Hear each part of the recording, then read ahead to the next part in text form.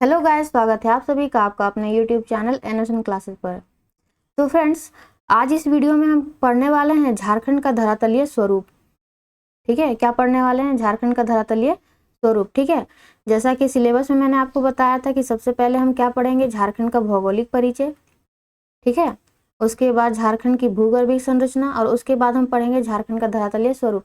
तो ये दो टॉपिक को हमने कंप्लीट कर लिया था और आज किसकी बारी है? तो धरातलीय स्वरूप की बारी है। ठीक है, तो चलिए हम इसे शुरू करते हैं। देखिए, झारखंड का धरातलीय स्वरूप, धरातलीय स्वरूप का मतलब क्या होता है कि वहाँ की जो धरातल है यानी कि उसका जो बेस है वो किस प्रकार का है। ठीक है, यानी कि वो पठार है या मैदानी एरिया है। ठीक है, पठार है या मैदानी एरिया है।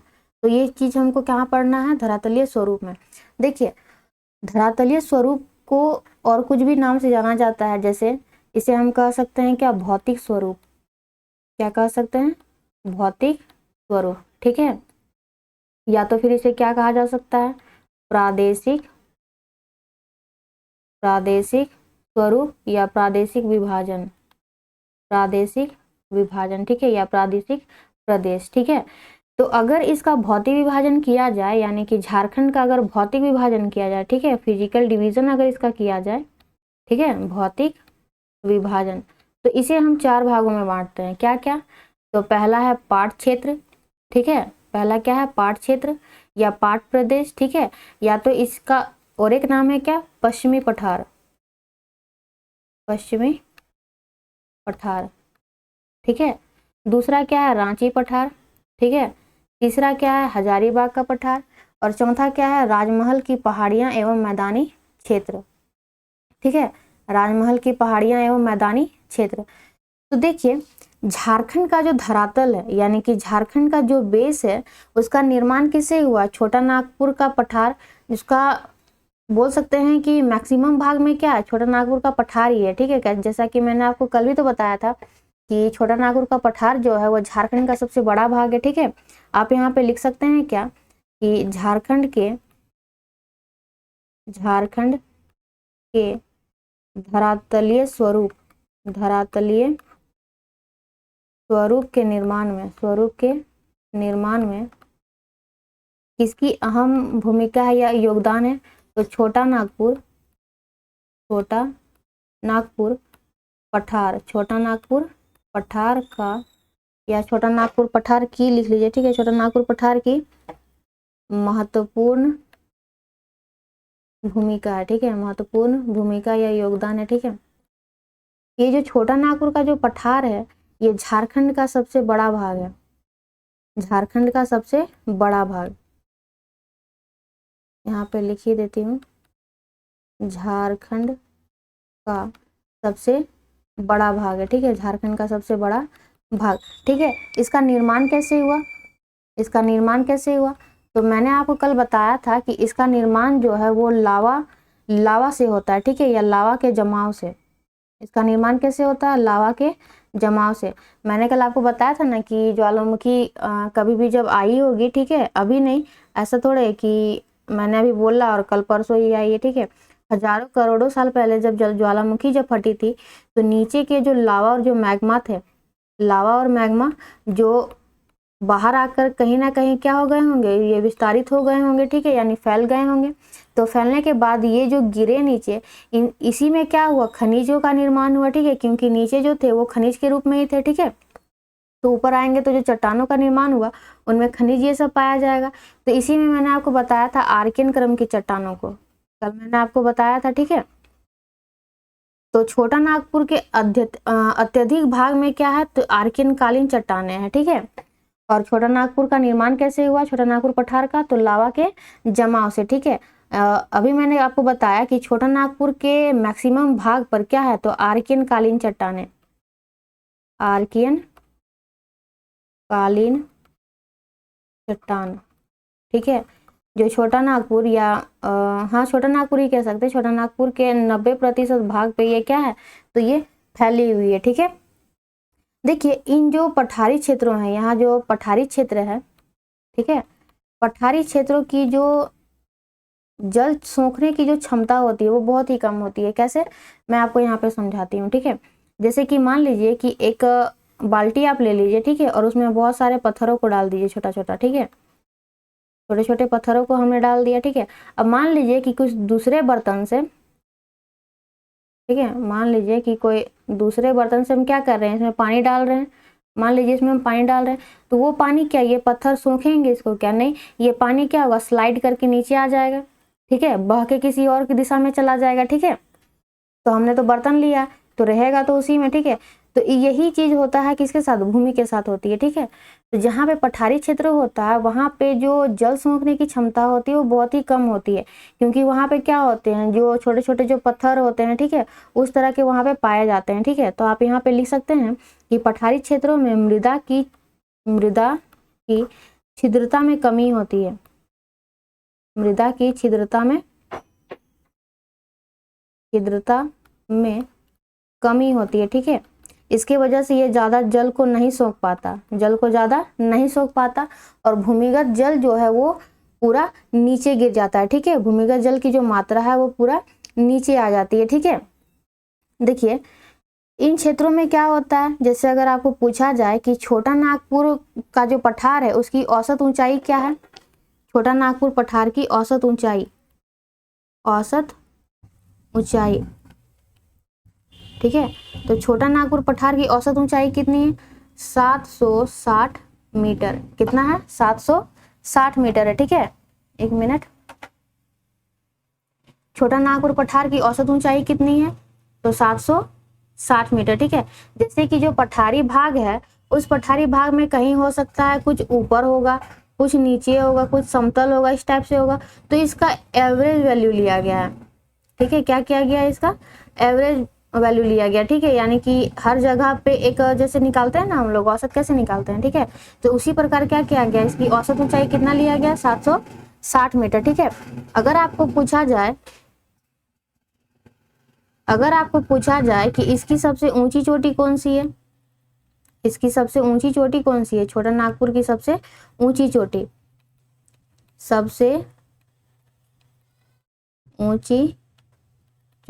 ठीक है, छोटा नागपुर की सबसे ऊंची चोटी, तो आपने सुना होगा नाम क्या, समेध शिखर, ठीक है, जिसे हम लोग क्या कहते हैं, तो पारसनाथ पहाड़ी के नाम से भी जानते हैं, पारसनाथ पहाड़ी, इसे पार्श्वनाथ पहाड़ी भी कहा जाता है, ठीक है। ये कहाँ स्थित है, ये स्थित कहाँ पे है, तो ये गिरिडीह जिला में है, कहाँ पे है ये, गिरिडीह जिला में, गिरिडीह जिले में स्थित है, ठीक है। कहाँ पे है, गिरिडीह जिले में स्थित है, ठीक है। अगर आपको पूछा जाए कि जो पारसनाथ पहाड़ी है वो कौन से धर्म से रिलेटेड है, तो वो जैन धर्म से रिलेटेड है, किससे रिलेटेड है, जैन धर्म से, ठीक है। देखिए जैसा यहाँ पे मैंने बताया कि ये छोटा नागपुर की सबसे ऊंची चोटी है, ठीक है, तो ये झारखंड की भी सबसे ऊंची चोटी है, ये क्या है, झारखंड की सबसे ऊंची चोटी, झारखंड की सबसे ऊंची चोटी, ठीक है, जिसकी ऊंचाई कितनी है, इसकी ऊंचाई कितनी है, तो 1365 मीटर, कितना है इसकी ऊंचाई, 1365 मीटर। अगर यही आपको अगर फीट में पूछ दिया जाए तो कितना होगा, तो 4478 फीट, ठीक है, 4478 फीट, ठीक है। ये जो पारसनाथ पहाड़ी है, ठीक है, ये जो पारसनाथ पहाड़ी है इसे जैन धर्म का मक्का कहा जाता है, क्या कहा जाता है, जैन धर्म का मक्का, ठीक है। पारसनाथ पहाड़ी को जैन धर्म का मक्का कहा जाता है, ठीक है, मक्का खाने वाला नहीं, ठीक है, जो हज की यात्रा करने के लिए जो जाते हैं, ठीक है, मक्का मदीना, ठीक है, तो जैन धर्म का मक्का किसे कहा जाता है, पारसनाथ पहाड़ी को, ठीक है। क्यों कहा जाता है, क्योंकि यहाँ जो जैनियों के जो 23वें तीर्थंकर थे, ठीक है, जैनियों के 23वें तीर्थंकर, उनको यहाँ पे क्या हुआ था, निर्वाण प्राप्त हुआ था, ठीक है। अब मैं यहाँ पे लिख देती हूँ कि जैनियों के 23वें तीर्थंकर कौन, तो पार्श्वनाथ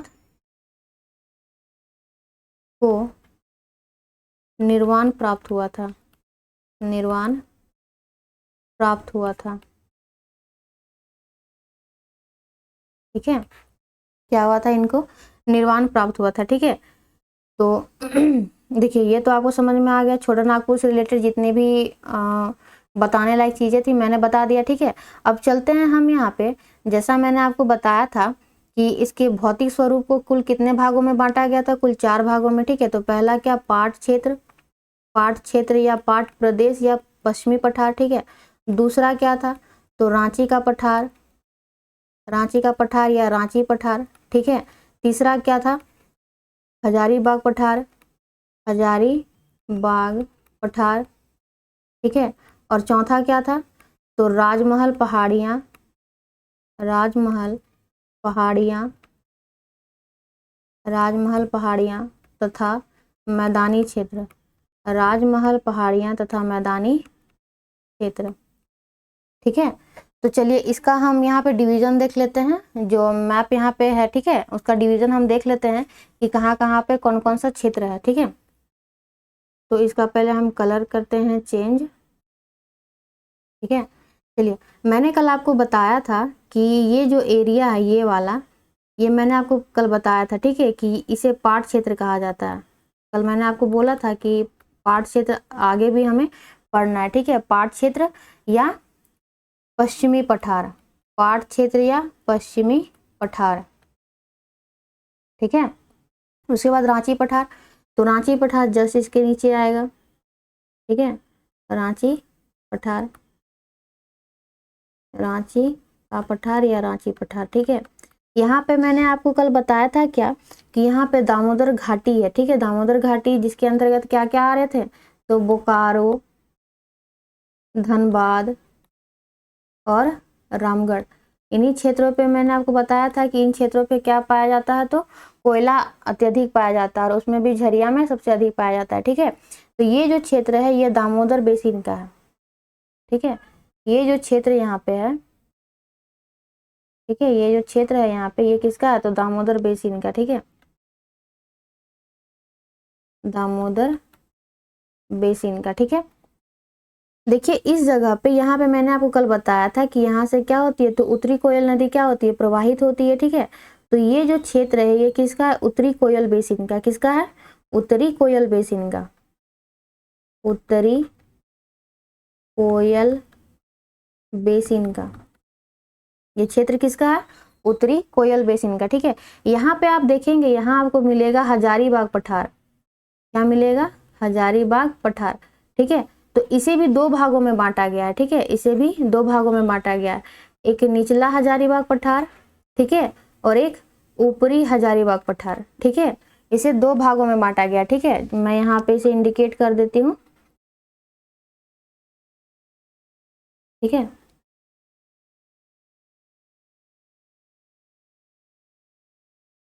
जैसे इसको बांट लेते हैं थोड़ा,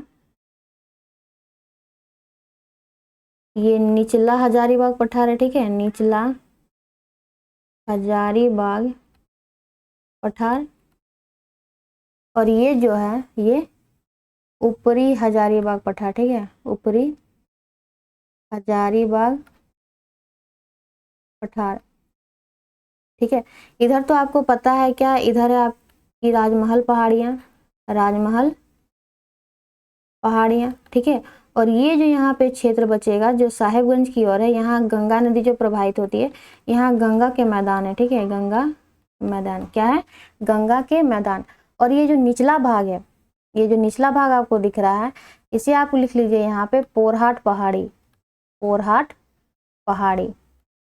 ठीक है, तो डिवीजन तो पता चल गया कि पाट क्षेत्र कौन सा है। ठीक है, पाट क्षेत्र कौन सा है, रांची का पठार कौन सा है। ठीक है, पाट क्षेत्र कौन सा है, रांची का पठार कौन सा है, हजारीबाग पठार, और राजमहल की पहाड़ियां तथा मैदानी क्षेत्र। ठीक है, 1 मिनट, ये हिल रहा है थोड़ा।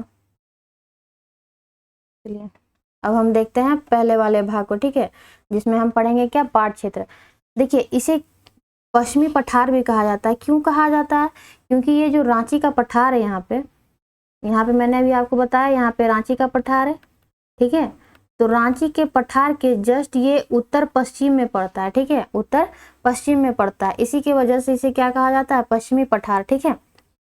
चलिए इसे हम देख लेते हैं। पहले बात करते हैं इसके निर्माण की। तो इसका निर्माण कैसे हुआ, दक्कनी लावा क्षेत्र से। दक्कनी, एक मिनट मेरा पैर नम हो गया।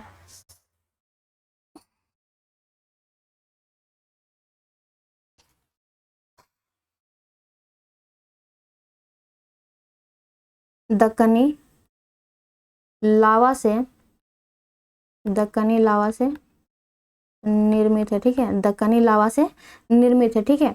यह झारखंड का सबसे ऊंचा भाग है। कौन सा, तो ये जो आपको दिख रहा है पाट क्षेत्र, ये जो पाट क्षेत्र है ये झारखंड का सबसे ऊंचा भाग है। झारखंड का सबसे ऊंचा भाग, झारखंड का सबसे ऊंचा भाग है, ठीक है। और इसके अंतर्गत यानी कि ये जो पाट प्रदेश है, एक मिनट इसका हम कलर थोड़ा चेंज कर लेते हैं तब पता चलेगा आपको, ठीक है। ये जो यहाँ आपको पाट क्षेत्र नजर आ रहा है, ठीक है, या पाट प्रदेश, इसके अंतर्गत कल मैंने कुछ जिले बताए थे, ठीक है। तो वो जिले कौन कौन से थे, पाट प्रदेश के अंतर्गत मैंने कुछ जिले बताए थे। कौन कौन से जिले थे, पलामू, गढ़वा, ठीक है।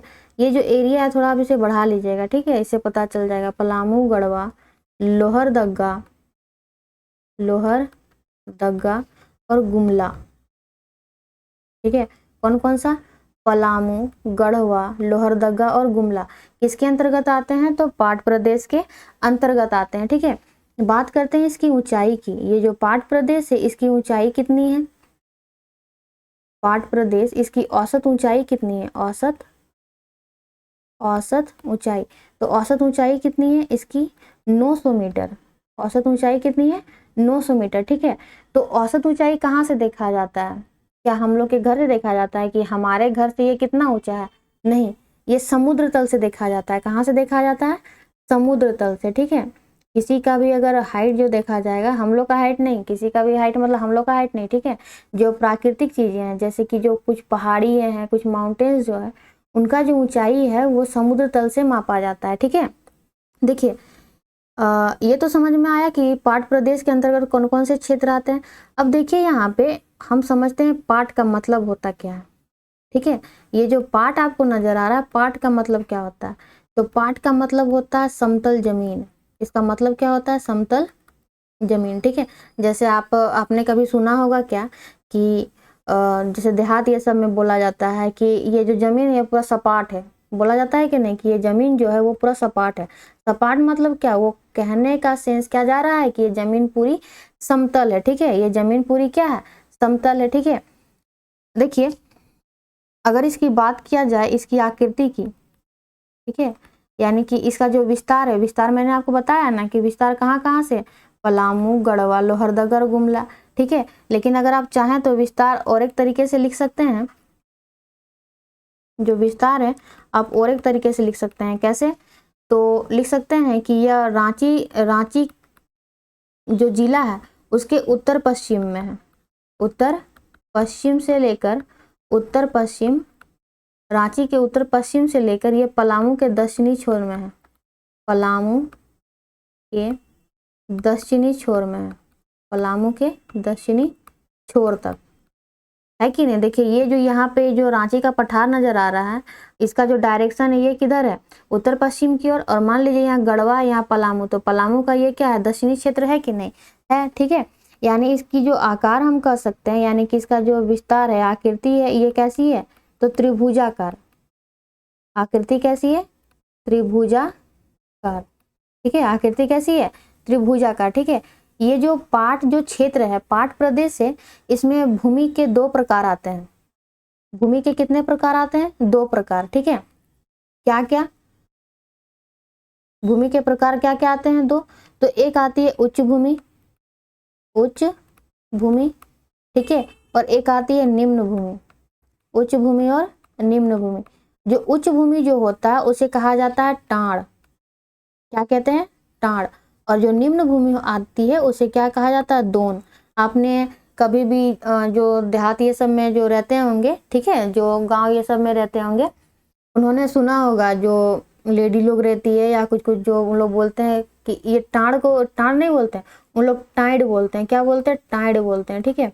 आपको खोठा में किसी ने अगर खोठा पेपर लिया है तो उनको ये समझ में आ जाएगा, ठीक है। उन जैसे जो खुला जमीन रहता है पूरा, ठीक है, उन लोग उसको क्या बोलता है? उसको टाड़ बोलता है, टाड़ नहीं बोलेगा, टाड़ बोलेगा, ठीक है। चलिए आगे देखते हैं हम। देखिए ये जो पाट प्रदेश है ना, इस पाट प्रदेश के 3 प्रमुख पाट है, यानी कि 3 प्रमुख जो ऊंचाई वाले क्षेत्र हैं कौन कौन से हैं, ठीक है। इसका ना कलर थोड़ा चेंज कर लेते हैं।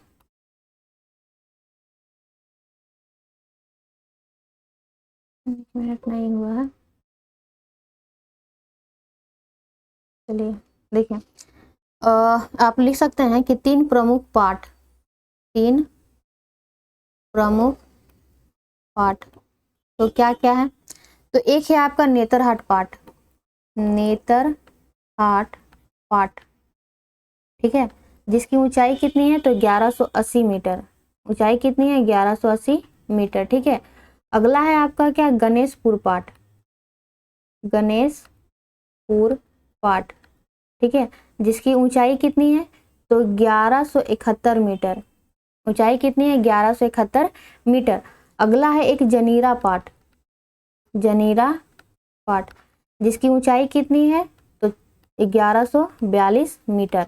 ये 3 प्रमुख पाठ हैं पाठ प्रदेश के, ठीक है, यानी कि 3 जो इसके प्रमुख पाठ जो हैं वो 3 है। कौन कौन से? नेतरहाट पाठ, गणेशपुर पाठ और जनीरा पाठ, ठीक है। अगर इसी में आपको पूछा जाए कि पाठ प्रदेश की प्रमुख पहाड़ियां कौन कौन सी हैं, प्रमुख पहाड़ियां कहाँ की? तो पाठ प्रदेश की, ठीक है। तो एक आपको मिलेगा सानू, सानू पहाड़ियां, सानू पहाड़ियां, ठीक है, और एक मिलेगा आपको सारऊ पहाड़ियां, सारऊ पहाड़ियां, सानू पहाड़ियां और सारऊ पहाड़ियां, ठीक है। यहाँ पे एक आपको मैदान भी मिलेगा, ठीक है, पाठ क्षेत्र में एक मैदान भी मिलेगा जिसे बारवे का मैदान कहा जाता है, बारवे का मैदान, ठीक है, इसे क्या कहा जाता है? बारवे का मैदान। चलिए एक बार इसे रिपीट कर लेते हैं पूरा, ठीक है। कहाँ चला गया? देखिए, पाट क्षेत्र, पाट का मतलब क्या होता है? समतल जमीन, ठीक है, जिसका विस्तार कहाँ कहाँ तक है? तो झारखंड में इसका विस्तार कहाँ है? रांची के उत्तर पश्चिम से पलामू के दक्षिण छोर तक, ठीक है। और पाट प्रदेश के अंतर्गत कितने जिले हैं? पलामू, गढ़वा, लोहरदगा और गुमला, ठीक है। इसकी आकृति कैसी है? त्रिभुजाकार। और यह झारखंड का सबसे ऊंचा भाग है, झारखंड का सबसे ऊंचा भाग। इस भूमि के 2 प्रकार हैं, क्या क्या? एक टाड़, एक दोन, जिसकी ऊंचाई जो है, यानी कि पाट क्षेत्र की ऊंचाई जो है वो औसत ऊंचाई कितनी है? तो 900 मीटर। ऊंचाई कितनी है? 900 मीटर, ठीक है। इसके प्रमुख पाठ क्या क्या है? नेतरहाट पाठ, गणेशपुर पाठ, जनीरा पाठ, ठीक है, जिसकी ऊंचाई कितनी है? तो 1180 मीटर, 1171 मीटर, 1142 मीटर, ठीक है। प्रमुख पहाड़ियां कौन कौन सी हैं? सानू पहाड़ियां और सारऊ पहाड़ियां, जिसमें एक प्रमुख मैदान भी आता है, कौन सा? तो बारवे का मैदान, ठीक है। चलिए अब अगले पठार की ओर चलते हैं। तो अगला पठार क्या है? रांची का पठार। अगला पठार क्या है? रांची का पठार, ठीक है। तो इस पठार को मध्यवर्ती पठार के नाम से भी जाना जाता है, मध्यवर्ती पठार। क्यों? क्योंकि ये बीच में है, मध्य वाले भाग पे है कि नहीं? यहीं पे मैंने ना आपको दिखाया कि यहाँ पे क्या है? रांची का पठार है, ठीक है, क्या है यहाँ पे? रांची का पठार, ठीक है। इस वाले क्षेत्र पे पाट प्रदेश से यहाँ हजारीबाग का पठार है, ठीक है। देखिए जो मध्यवर्ती पठार है, यानी कि जो रांची का पठार है, इसका निर्माण कैसे हुआ? तो नदियों द्वारा लाए गए अवशिष्टों से इसका जो निर्माण है, निर्माण कैसे हुआ? नदियों द्वारा लाए गए अवशिष्टों से, ठीक है, नदियों द्वारा लाए गए अवशिष्टों से, अवशिष्टों से, ठीक है। देखिए जो आपको मैंने कल बताया था, क्या, एक मिनट,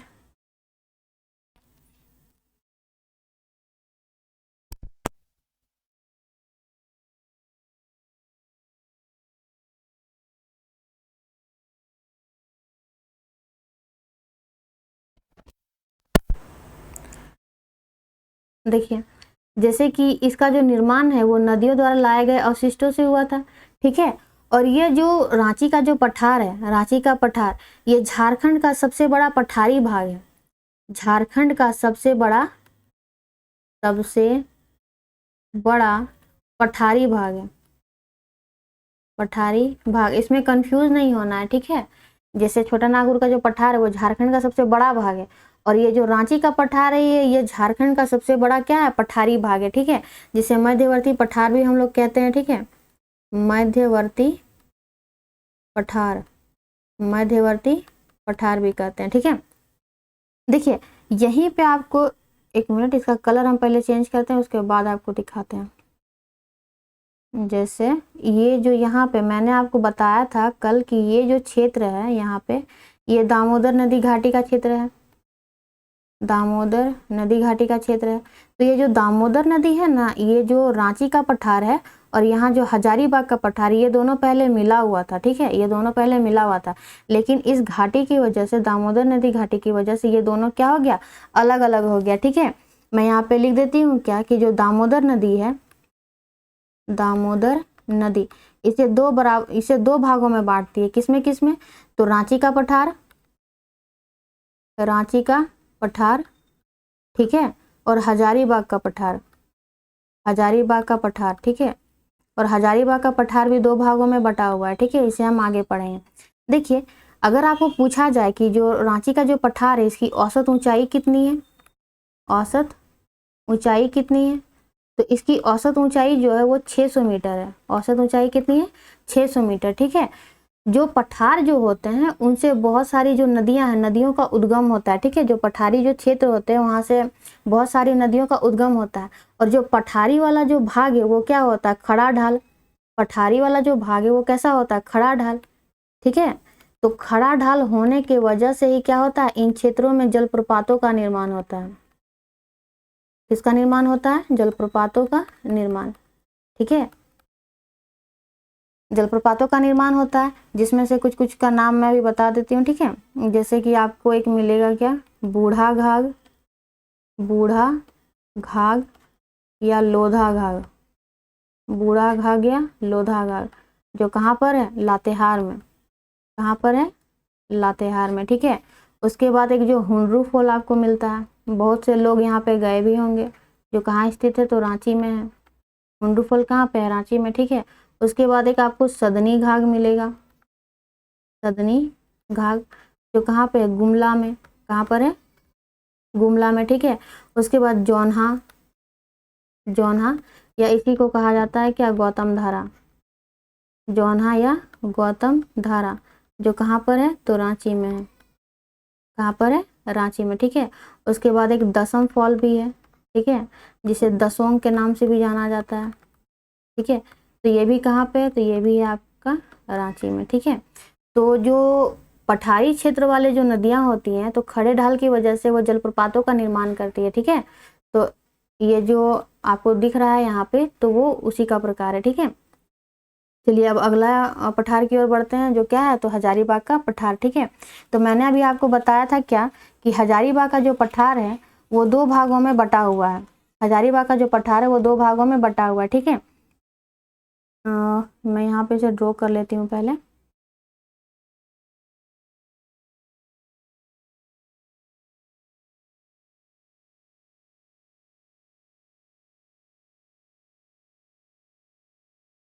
देखिए ये जो क्षेत्र है यहाँ पे, ठीक है, ये जो क्षेत्र है ये हजारीबाग का पठार है, और ये दो भागों में क्या है, यहाँ पे बटा हुआ, ठीक है, दो भागों में बटा हुआ है, ठीक है।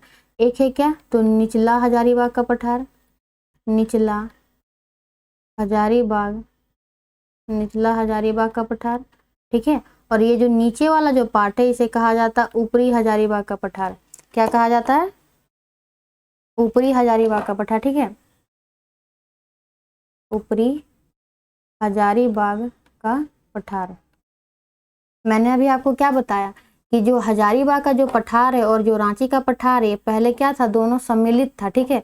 लेकिन दामोदर नदी घाटी जो यहाँ से जो बह रही थी वो क्या करती है, तो रांची के पठार और हजारीबाग के पठार दोनों को क्या कर देती है, अलग कर देती है, ठीक है। तो पहले इसे हम 2 भाग में बांट लेते हैं, ठीक है।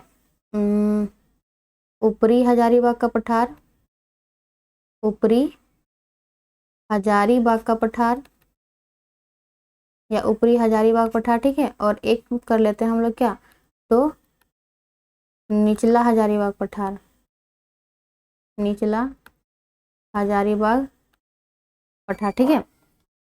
देखिए ये जो ऊपरी हजारीबाग का जो पठार है इसके अंतर्गत 2 जिले, मतलब इसके विस्तार क्षेत्र में 2 जिले हैं, ठीक है। कौन कौन सा, तो पहला है हजारीबाग, हजारीबाग, और दूसरा कौन सा, चतरा। एक हजारीबाग और दूसरा चतरा, ठीक है। इसकी औसत ऊंचाई कितनी है, औसत ऊंचाई, औसत ऊंचाई कितनी है, तो इसकी औसत ऊंचाई 600 मीटर है। कितनी है औसत ऊंचाई, 600 मीटर, ठीक है। ये जो निचला हजारीबाग का जो क्षेत्र है, ये जो ऊपर वाला है, इसे क्या कहा गया है, तो निचला हजारीबाग का क्षेत्र कहा गया है। क्या कहा गया है, निचला हजारीबाग का क्षेत्र, ठीक है। इसके अंतर्गत क्या क्या आता है, तो इसके अंतर्गत हजारीबाग, ठीक है, हजारीबाग यानी कि ऊपर वाला जो पार्ट है हजारीबाग वो, ठीक है। कोडरमा, कोडरमा, गिरिडीह, कोडरमा, गिरिडीह और चतरा, दोनों तो मिले मिले हैं, ठीक है। तो कुछ कुछ पार्ट इसका आएगा ही आएगा, ठीक है। इसकी औसत ऊंचाई कितनी है, तो 450 मीटर। औसत ऊंचाई कितनी है इसकी, 450 मीटर, ठीक है। देखिए ये जो निचला भाग है ना, ये जो निचला भाग है ये तो पूरा यहाँ पे कवर होगा, ठीक है। जो निचला भाग है ये पूरा यहाँ पे कवर होगा, ठीक है। तो देख सकते हैं आपकी छोटा नागपुर से ये क्या है, ये बाह्य क्षेत्र पे पड़ जाता है। छोटा नागपुर से ये बाहर हो जाता है, इसीलिए इसे क्या कहा जाता है, इसे बाह्य पठार भी कहा जाता है। क्या कहा जाता है, बाह्य पठार। क्यों, क्योंकि ये छोटा नागपुर के पठार से बाहरी हिस्सा में है, ठीक है। और ये जो क्षेत्र है, जो हजारीबाग, निचला हजारीबाग का जो पठार है, यह जो क्षेत्र है ये झारखंड का सबसे कम ऊंचाई वाला क्षेत्र है, ठीक है। झारखंड का कम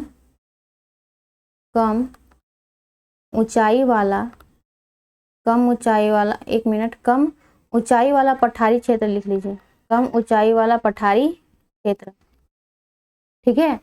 जो निचला हजारीबाग का जो पठार है वो उसे बाह्य पठार के नाम से भी जाना जाता है। क्यों, क्योंकि ये छोटा नागपुर के पठार से ये बाहर में स्थित है, ठीक है। उसके बाद ये क्या है, तो झारखंड का सबसे कम ऊंचाई वाला पठारी क्षेत्र है, ठीक है। चलिए अब हम अगला पठार देखते हैं, ठीक है। अगला पठार नहीं है, वो आपका है राजमहल की पहाड़ियां एवं मैदानी क्षेत्र, ठीक है। तो राजमहल की पहाड़ियां, तो मैंने कल आपको बताया था ये वाला क्षेत्र, ठीक है। राजमहल की पहाड़ियां इधर है, ठीक है। तो पहले हम इसे देख लेते हैं, ठीक है। 1 मिनट, माइक में आवाज जा रहा है कि नहीं जा रहा है, ठीक है। देखिए राजमहल की पहाड़ियां एवं मैदानी क्षेत्र, इसका निर्माण कैसे हुआ, राजमहल की पहाड़ियां और जो उसके मैदानी क्षेत्र उसका निर्माण कैसे हुआ, तो नदी घाटियों से, नदी घाटियों से, ठीक है। मैदानी क्षेत्र और राजमहल की पहाड़ियों का निर्माण कैसे हुआ, नदी घाटियों से। और इसके जो मैदानी क्षेत्र हैं, तो ये मैदानी क्षेत्रों से किसी नदियों के अवक्षेप से मिलकर बने हैं, ठीक है।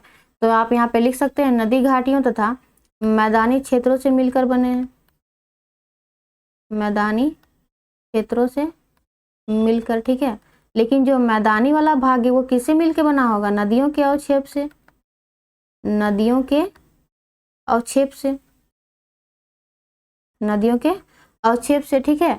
देखिए अगर आपको पूछा जाए कि राजमहल की पहाड़ियों का औसत ऊंचाई कितना है, औसत ऊंचाई कितना है, तो औसत ऊंचाई इसका 150 से लेकर 300 मीटर है, ज़्यादा नहीं है, ठीक है। क्योंकि ये क्या है, राजमहल की पहाड़ियाँ जो मैदानी क्षेत्र है वो क्या है, मैदानी क्षेत्रों का कितना रहता है, ज़्यादा तो ऊंचाई रहती नहीं है, ठीक है।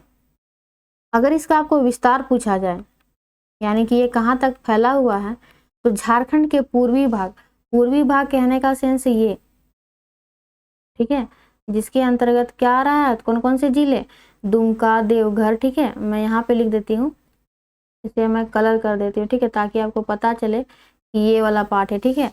तो विस्तार क्षेत्र कहाँ कहाँ पे इसका, दुमका, देवघर, ठीक है, गोड्डा, गोड्डा, पाकुड़, गोड्डा, पाकुड़ और साहेबगंज में, इसका विस्तार क्षेत्र कहाँ है? दुमका, देवघर, गोड्डा और पाकुड़ में, ठीक है। देखिए जैसे कि जो राजमहल की पहाड़ियां हैं या जो मैदानी क्षेत्र है, ठीक है, इनका जो ऊंचाई वाला भाग रहता है, जो नुकीला रहता है, जो राजमहल की पहाड़ियां ही समझ लीजिए, ठीक है, एक मिनट, ठीक है, जो नुकीला रहता है, यहाँ पे जो पीक पॉइंट जो रहता है, तो इसके वजह से इसे क्या कहा जाता है? इसे टोंगरी कहा जाता है। क्या कहा जाता है? टोंगरी, ठीक है। और अगर जो पहाड़ी है जो गुंबद नुमा है, कैसी है? गुंबद नुमा, ठीक है, तो इसे क्या कहा जाता है? एक मिनट, मान लीजिए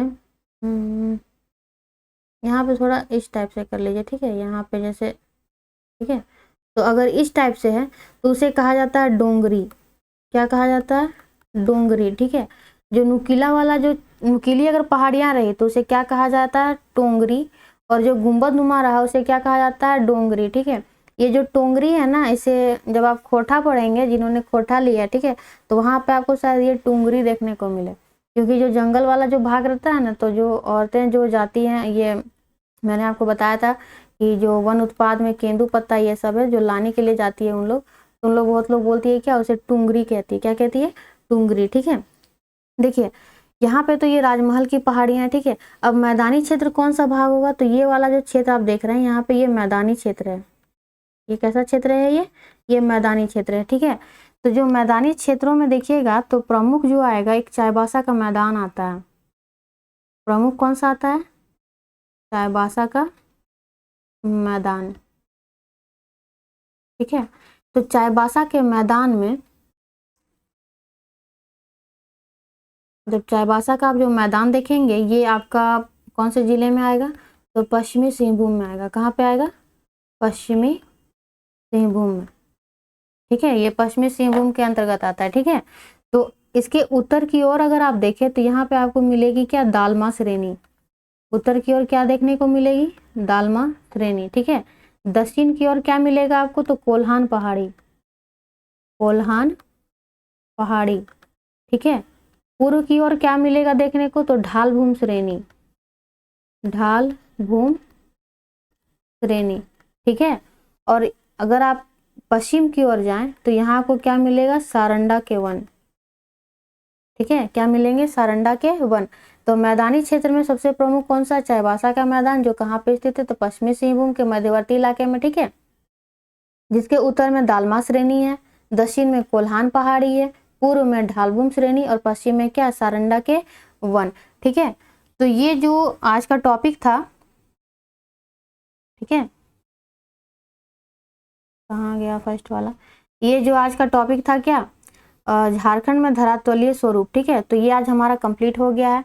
कल हम पढ़ेंगे क्या? झारखंड में अपवाह प्रणाली, ठीक है, जिसके अंतर्गत हम पढ़ेंगे क्या? तो प्रमुख नदियाँ, जल प्रपात, ठीक है, जल प्रपात, ठीक है, और जो गर्म जलकुंड है, ठीक है, तो वो सब हम पढ़ने वाले हैं।